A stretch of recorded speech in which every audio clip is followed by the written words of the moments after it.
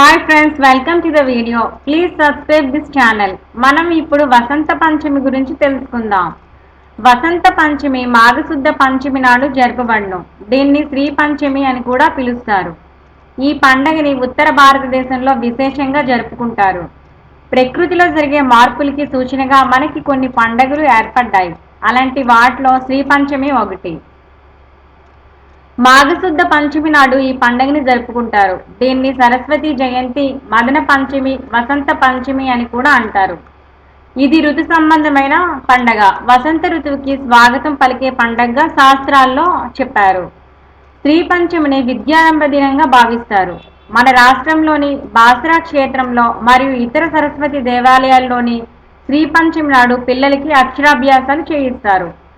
ఈ పండగ ఉత్తర భారతదేశంలో విశేషంగా జరుపుకుంటారు. వసంత పంచమి రోజున లక్ష్మీదేవిని పూజ చేస్తే సర్వశుభాలు కలుగుతాయి.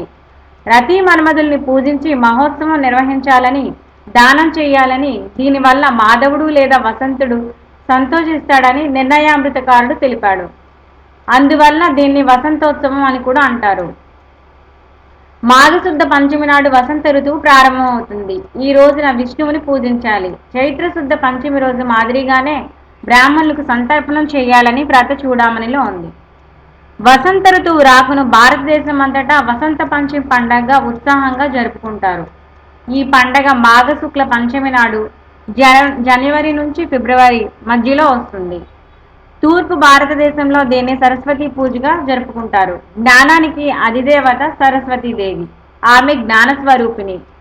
శాస్త్రం, కళలు, విజ్ఞానం, హస్తకళలు మొదలైన వాటిని చదువుల తల్లి సరస్వతీదేవి అంశాలుగా మన పెద్దలు భావిస్తారు. సృజనాత్మకత శక్తికి, స్ఫూర్తికి కూడా వీణాపాణి అయిన సరస్వతీదేవిని సంకేతంగా చెప్పడం మన సాంప్రదాయం.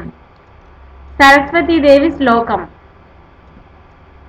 సరస్వతీ శుక్లావర్ణం సుస్మితం సుమ మనోహరం కోటి చంద్ర ప్రభాముష్ట పుష్ట శ్రీయుక్త విగ్రహం వాహిని శుద్ధాం సుఖాదానం వీణా పుస్తక ధారిణి రత్నం సారేంద్ర నిర్మాణ నవభూషణ భూషితాం. జ్ఞానశక్తికి అధిష్టాన దేవత సరస్వతీ మాత. జ్ఞాన, వివేక, దూరదర్శిత్వ, బుద్ధిమత్తత, విచారశీలదుత్వాన్ని శ్రీవాణి అనుగ్రహిస్తుందంటారు.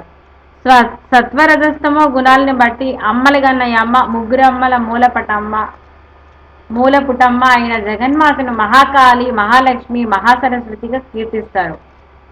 ఈ ముగ్గురులో సరస్వతీదేవి పరమ సాత్విక మూర్తి, అహింసాదేవి. ఆమెకి యుద్ధం చేసే ఆయుధాలు ఏమీ ఉండవు. బ్రహ్మ వైవర్త పురాణం సరస్వతీదేవిని అహింసకు అధినాయికగా పేర్కొంటుంది. ధవలమూర్తిగా పద్మంపై ఆసీనురాలై ఉన్న వాగ్దేవి మందస్ఫిత వదనంతో కాంతిలీనుతూ అశ్రిత వరదదాయినిగా దర్శనమిస్తుంది. మాఘశుద్ధ పంచమిని శ్రీ పంచమిగా, మదన పంచమిగా, వసంత పంచమిగా, సరస్వతి జయంతిగా జరుపుకుంటారు. వసంత పంచమి నామాన్ని బట్టి దీన్ని ఋతు సంబంధమైన పర్వదినంగా భావించాలి. మకర సంక్రమణం తర్వాత క్రమక్రమంగా వసంత ఋతువు లక్షణాలని ప్రకృతిలో గోచరిస్తాయి. మాఘమాసం వసంత ఋతువుకి స్వాగత గీతికను ఆలపిస్తుంది. ఆ వసంత ఋతువు శోభకు వసంత పంచమి వేడుక శ్రీకారం చుడుతుంది. చదువుల తల్లి అయినటువంటి సరస్వతీదేవి పుట్టినరోజైన వసంత పంచమి వేడుకలను ఆదిలాబాద్ జిల్లాలోని బాసరులో ప్రతి సంవత్సరం జరుపుతారు. వేకుజామున నుండే మంగళవాద్య సేవ, సుప్రభాత సేవలతో ఉత్సవాలు ప్రారంభమవుతాయి. అనంతరం అమ్మవారికి మహాభిషేకం నిర్వహించి అలంకరణ, నివేదన, హారతి ఉంటాయి. రోజంతా చండీ వాహనం, వేద పారాయణం, అమ్మవారికి మహాపూజ జరుగుతుంది. సాయంత్రం పల్లకిలో అమ్మవారిని ఊరేగిస్తారు. ఈ పంచమిని చిన్నారులు అక్షరాభ్యాసానికి శ్రేష్టమైన దినంగా భక్తులు భావిస్తారు. మన రాష్ట్రం నలుమూలల నుంచే కాక ఇతర రాష్ట్రాల నుంచి కూడా భారీగా భక్తులు తరలి రావడంతో బాసర కిటకిటలాడుతుంది.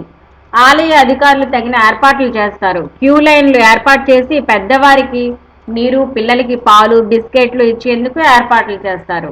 అన్నదానం, వైద్య సౌకర్యం, ఉచిత బస్సు సౌకర్యాన్ని కల్పిస్తారు. Thanks for watching this video friends. Please like, comment and subscribe.